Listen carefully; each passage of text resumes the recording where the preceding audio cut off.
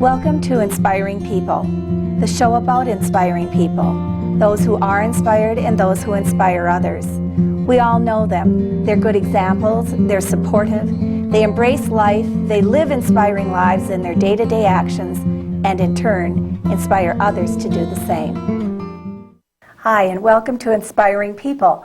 My guest today is somebody who's going to be very familiar to a lot of people in the Lakes area, and that is Berniece Shoreham. So welcome to the show, Bernice. Yes, and thank you. Bless you for having me. Oh, I'm just so glad you can be here.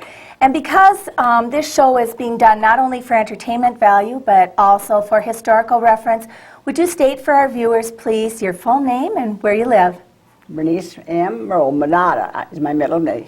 Mm-hmm. And I was born in North Dakota. Okay. And we came here in 1930s because the Depression was in North Dakota. My father came to Shoreham to start a business, and I graduated then, my last and only year from Detroit Lakes, and had to make all new friends in my 11th grade.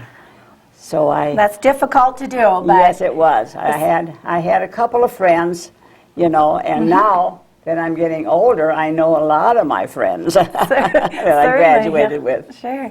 Well, it was really interesting for me to hear that when we talked earlier about the fact that you have a history in Shoreham. So why don't you tell us a little bit about what your family did when you were in Shoreham? Well, my father had a business out there. They built the store for him, and then after a couple of years, he wanted to move over to the center of Shoreham, you know, where the stores are. And he had a restaurant there, and then I was 18 years old, and he decided to put me into business in a store next door. Lois Lynch had the post office because that was her father's business. And so I went in there, and of course my father guided me, and I had that store for about 2 years and enjoyed it very much. You know, it was just, and I would go to school then in the fall.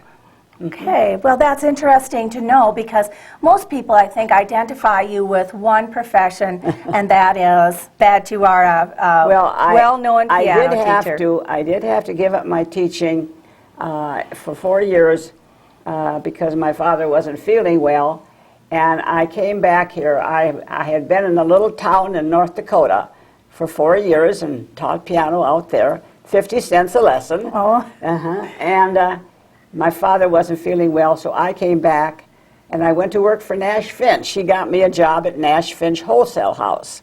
So I worked there for 4 years and then went back to my teaching in 1946. So how many years total have you taught piano? Well, it'd be 45 here and 4 in North Dakota. So just about 50 years of piano teaching. Oh my gosh. Now, as a child, did you think that you were going to grow up to be a piano teacher? No, I wanted to be a nurse. But one of my friends discouraged me. She told me about all the bedpans you had to carry in the hospital. And my mother was a musician, though. So after 10 years of taking piano lessons, I just kind of sidetracked. And when I got out of high school, then I decided to go into teaching. And I met the sisters here in Detroit Lakes, and they advised me to go up to Crookston to the monastery, and I studied 4 years at the conservatory in Crookston.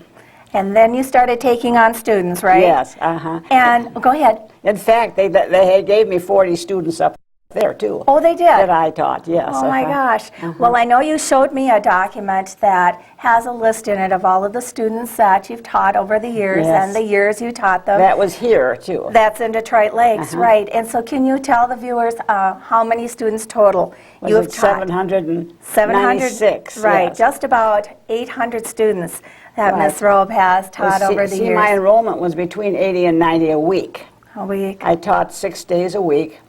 I didn't want to teach on the Lord's Day, so I taught in the evening. It was difficult to get children, you know, from away from school, but I located my home so that I could have them come from all the different schools.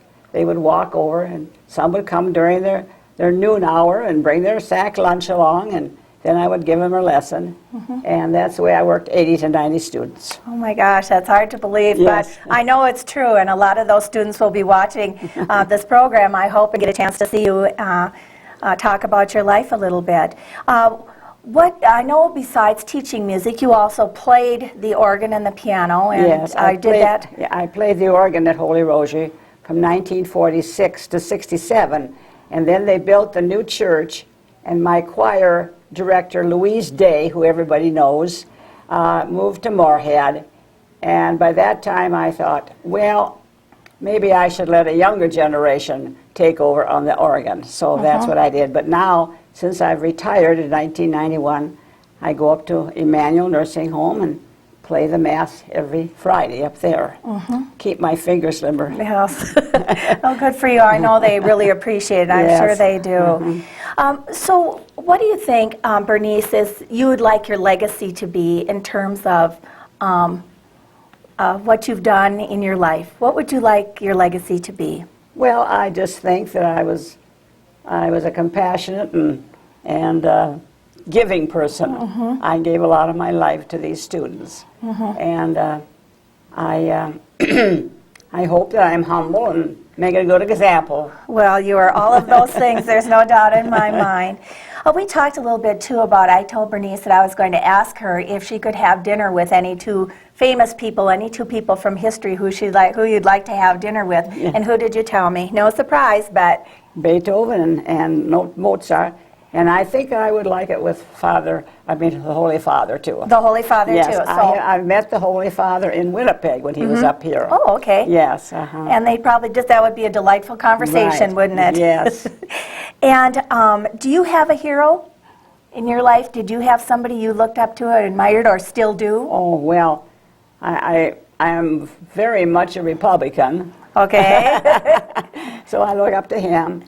And probably people don't know this, but I am an addict when it comes to baseball. Oh, you are? So I watch my Twins. Okay. And then I watch the Timberwolves. Oh, you do? Oh, yes. Well, I Kevin don't... Garnett, oh my. Really? Yes. Well, and you know, I don't watch basketball very much, but I am a Twins fan also, so do you think they're going to They're go gonna all the make way it. to the They're World gonna Series? make it. Do you think so? I keep talking to them all the time. Do you? Yes. Kind of coaching them along. But when they get up there, I always say, okay, now home run, Kirby Puckett or whoever's on. You know, I always just talk to Kirby Puckett. Sure. Yeah. And I know that you're still quite involved at Holy Rosary and so on. And, Yes. and you had just mentioned that there's a trip right now that Father Jerry has taken a trip. Yes. And you told me at one time, I believe, that you had taken a trip too to your parents' homeland. Yes, I did. My father, coming from Luxembourg, I wanted to visit his homeland, and he was never able to go back himself. So in 1961,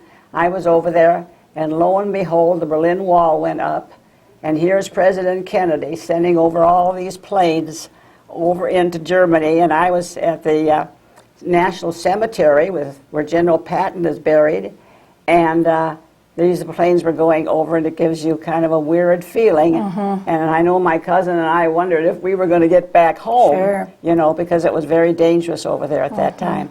But I visited 21 countries, got to see the Holy Father. At that time it was Pope John the 23rd, a wonderful man. Sure. So you've had So lots. I have memories. You do, and you've created a lot of memories for the Yes, and I have all my people. memories. Yeah. Yes. My students and that give me many, many memories. Yeah. When they walk up to me on the street and they say, "Hi, Miss Robe," you know, I just wonder how they even recognize me. They do, and you have a place in their hearts, that's for sure.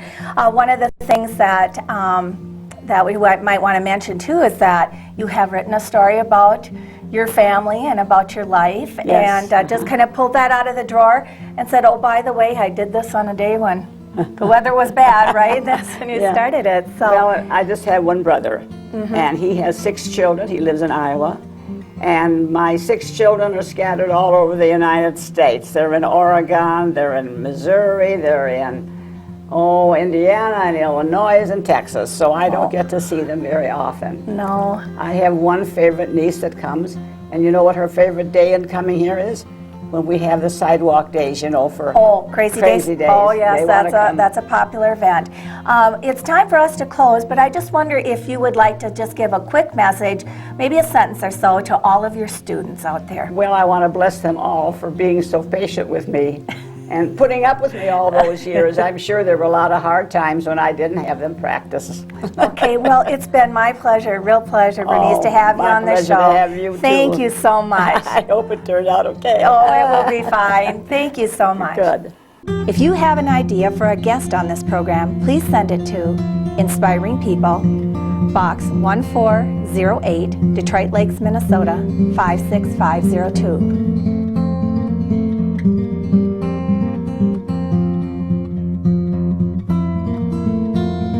All Inspiring People interviews will be archived in the Becker County Museum. They may or may not be available for public use.